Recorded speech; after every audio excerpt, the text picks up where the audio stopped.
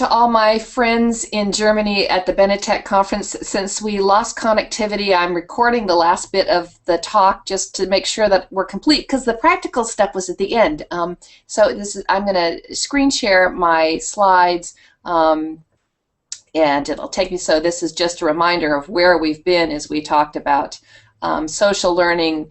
That the opportunity is everywhere. We looked at the strategic perspectives of why we would want to consider this range of learning. We looked at the forms, and then we were getting into some of the practices. And so let me get down to the slide where we were at and bring us back into the conversation. And we were talking about roles. So, and when we lost technology, this is a perfect example of why technology stewardship is so important, because we're still using technologies that aren't 100% reliable, and our repertoire of using them is emerging day to day. So I never do live stuff alone, and I was really grateful to have a team because they were able to figure out what to do there on the ground. We also have this type of person who I think is different than the sort of traditional facilitators or bounded community leaders, which is the people who connect across groups, the network weavers. And if you might look at the work of June Hawley for this.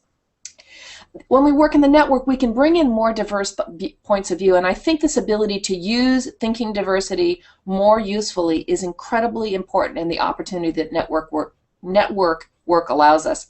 And then there's the curators who are helping make sense of all the content, and the moderators, who I kind of see as the people who help things keep things clean and tidy. So I want to take you through a quick example of how we can think about this learning in the context of a very common form, the online meetings. And what you see on your screen is a circle of chairs that I often use when I start an online meeting, and I have people write their names under that chair.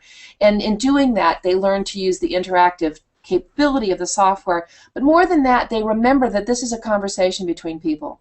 So simply delivering content in a lecture is not a really great social learning strategy. You know, when we have keynotes at lectures, it may not always be a good social learning strategy. So we know that we want to have a good meeting. A good meeting has a purpose. We know who's there and their context, what activities we want to do, what tools and practices, and how we'll know if we're succeeding.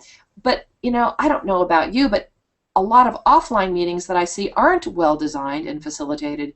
And so this idea that a bad meeting offline is even worse online really shows up a lot in how I see people using synchronous tools for learning.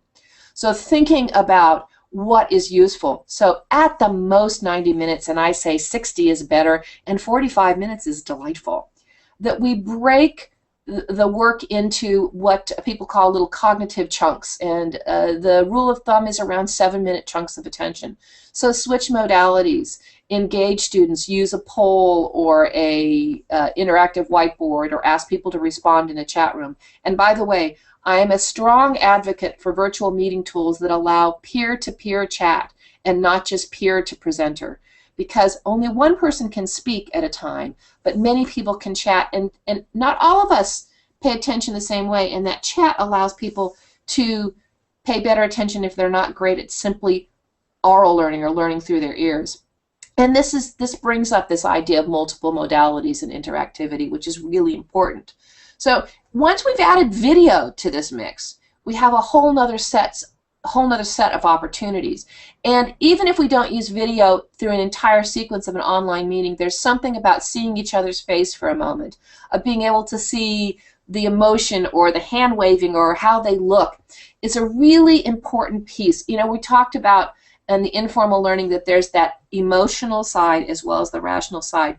Video, I think, is a way to subtly tap into the emotional side without taking a lot of time or cognitive space. So I think it's really powerful. I personally do a lot of early morning meetings, and I prefer not it because I, look like I just got out of bed. But, that's one of the hazards of working internationally. Thinking about interactivity, it's using the tools embedded in these meeting tools very actively. So polls, the whiteboard, hand raising, ways to develop speaking orders. So some tools allow you to know who raised their hand first, and you can do that. Or you can find little practices that help people understand, and I'll talk about one of those in a minute. So let's look at some of these things visually, and then there's also facilitation tools, which are, using really good questions. I think questions are the cornerstone to building and designing a learning practice. And then little things like just 3 words, which I'll offer at the end. So on the visual side, for a long time, I've been using shared whiteboards, and people say, what is all this scribbling?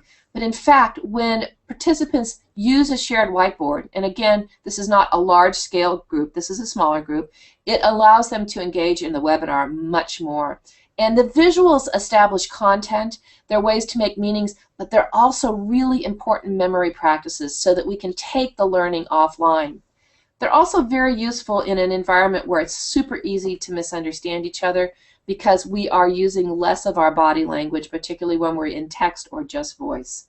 So one of the things I use often at the beginning of a webinar is asking people to put their location on a map. So if you had control of the whiteboard at this moment, you could put where you're at, and people then create a way to think of each other in a geographically relational way. You can also use a spectrum about how much you know about X or Y, and you place yourself along that continuum. So these are ways to start surfacing the connections between people using visuals, and it's fairly time efficient. When I talk about using the whiteboards or using facial expressions or emoticons, people kind of go like, I can't do that. So I show this slide, which is the work of Austin Kleon on the upper left and Dave Gray on the lower right, which shows that we can actually quite easily express emotions visually. So when I open this up, there's sometimes it's like, this is not professional, but in fact it can create a learning opportunity and a connection that people didn't have because they felt very removed because of the technology. So this was done with a group of people who would have sworn in advance they would have never done this. And when we asked them about what happened at the end, they said, all of a sudden I feel I'm actually learning with people, not just from content being delivered at me. So these little things turn out to be really great door openers. Another visual practice is to create a visual capture or a sketch note of what's happening in a meeting and have that as part of the collection of artifacts rather than just chat transcripts and slide decks. And the reason that this is useful is it begins to build a narrative of what happened in the meeting, not just the points. And again, these are different memory practices. On telephone calls, you can ask people, you can hand draw this. This is just one that we printed up and shared. But as people come on the phone, ask them to draw a little analog clock. And so Michael was the first on the call, so he was at 1 o'clock. Yuan was at 2. Peter was at 3. Nancy was at 4. And then you can use this as speaking order, as check-in, as note-taking. And everybody's creating their own. So they're mapping the conversation both in terms of who is talking, which is difficult on a telephone call otherwise for some of us, and what's going on. And then you can either share those or they could just be personal memory practices. So those are some examples of the visual. I also want to touch briefly on the facilitation and management. And we have lots of good data that if we don't facilitate, particularly asynchronous longer term stuff, there's a huge drop-off of activity. And there's lots of practices, but I think Glenda Ouyang, I never know how to pronounce her name, has 4 that I think are great rules of thumb without getting into nitpicky details. And the first is which is observe. Pay attention to what learners are doing, saying, and experiencing. Pause and use the unexpected. She talks about the weak signal that foreshadows something important to come. Like I said, small things matter in the facilitation practice, in the interaction practice. They matter in the learning practice as well. Connect ideas, connect people, connect them with things they might not know. This is where your expertise is really useful, not just in terms of delivering content, but helping people connect it into their context. I mentioned earlier the power of a good question is essential. And I will forever need to improve my question asking ability.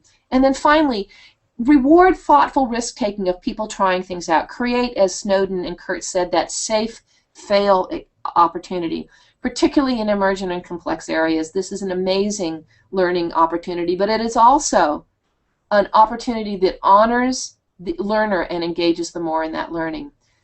So just one more parting thought is when we go into social learning, when we go into informal learning, we may be letting a certain genie out of the bottle because when we build in participation and ownership and engagement, the elephants in the room sometimes are more visible and we have to deal with them. To me, this is a wonderful blessing and an opportunity.